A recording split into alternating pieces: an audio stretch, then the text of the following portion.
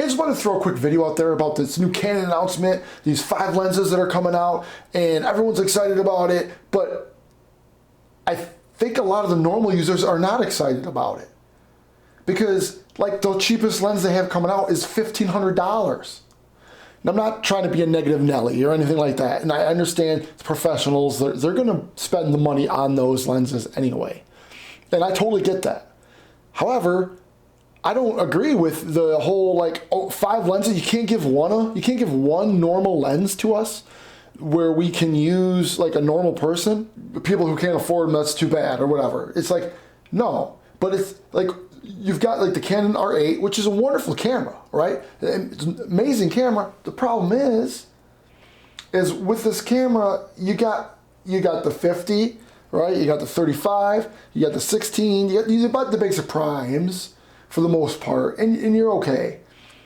But if you want a different option other than what you can't get a zoom, a 2.8 zoom for less than $1,000.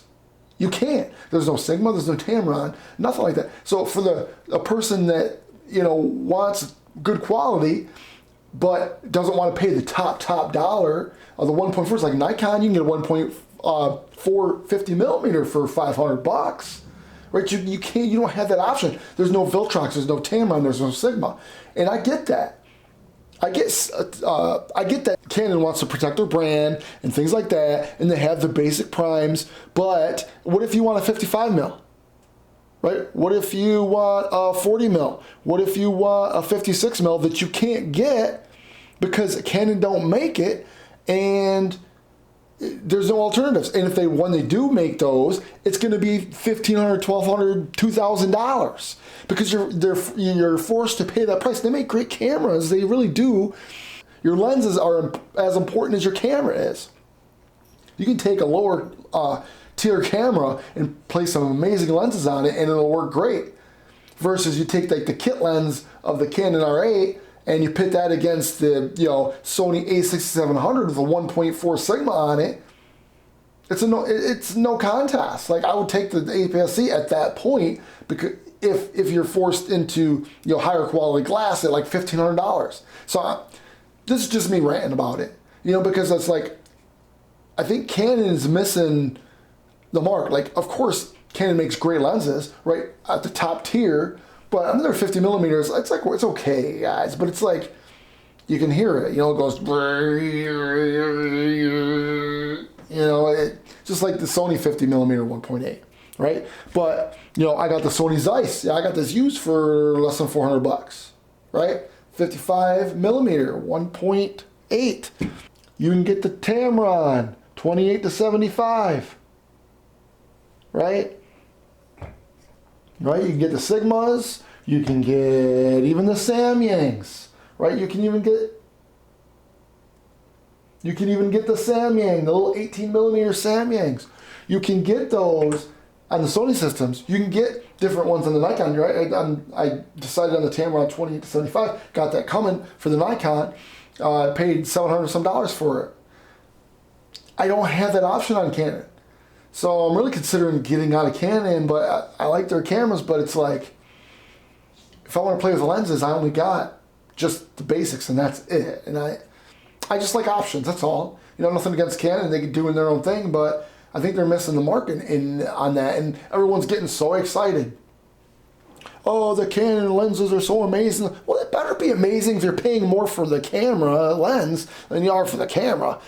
And of course, Sony and has their, you know, higher end lenses, and that's great for those professionals who absolutely need every single frame per second and all that stuff.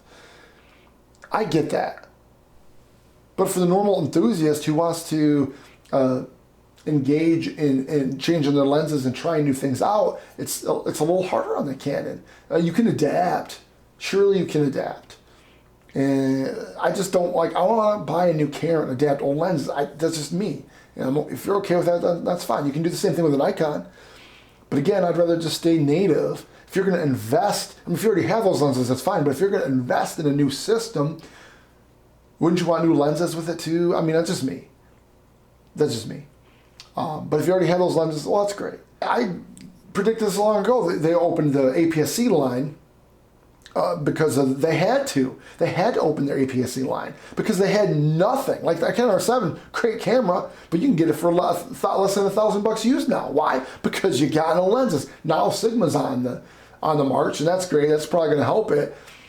But they had to because there's just no way. Like the A6700 or even the Nikon Z50, you got more lenses that you can use than they had in the Canon, right? You can't have a Canon or a camera system with no lenses. You just have a point and shoot at that point. So this is my little rant for Canon. Open your mount, buds. If not, oh well, whatever. I already got into the Sony system.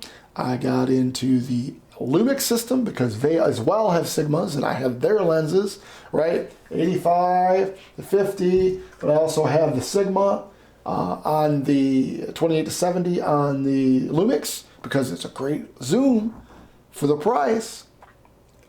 I can't do that on Canon. So I can't recommend Canon right now for the normal person who doesn't have a high budget that wants really good quality glass, maybe not the top tier 1.2s, 1.4, but don't need that. But all kinds of zooms and 1.8s and 2.8s and that you just can't get on the Canon yet. Over a period of years, maybe, but why not one, right? Why not one lens on the Canon that would have appealed to? Why not one 1.4 for $600, or a new 56 millimeter 1.8 for $500, right? Or $400, whatever, like Nikon did, right? Or the 40 f2 for $270, $230 new on sale. At least smarter in that way, though. They're going for it, man. They're coming hard. They got red now. They are coming hard for you guys. So I like it because now the other ones, they have to raise their bar. They can't sit where they're sitting, right? Especially Canon. Now Canon's on solid footing because of their old DSLRs and stuff like that, but hey, nobody's too big to fail. Nobody's too big to start going backwards. And so let me know your thoughts on the Canon and the lens system and how that's going, because like I said, I like the R8, I like the lenses, but I want a good zoom lens. I don't want the 24 to 105, f4 to 7.1. I want something with an aperture that goes wider. That's just the way I like it. But I don't want to pay $2,500 for a lens. So it's not that I don't like Canon, it's just that they're limiting my options as a consumer, and I got to talk with my wallet. That's why I ended up going with the Z6 III too. It's like I was thinking about the R6 Mark II and like, oh, maybe I'll upgrade this and get the R6 Mark II and see how that goes. With the R6 Mark II, you get the upgrades that this doesn't have. And I thought, well, for the price right now, you can get it for like $1,700, used or refurbished. And I thought, wow, that's a pretty good deal. That's a pretty good deal there. But my lenses would all be the same. Still don't have any options in that. Where do I go from here? It's their focus is on the high level professionals, and that's where their big money is, and I get that. But as a consumer, I would rather just have the options. So that's why I got the Z6 III. Right now it's on sale for $2,300 instead of $2,500. So there you go. There's my thoughts. Let me know in the comments below what you think.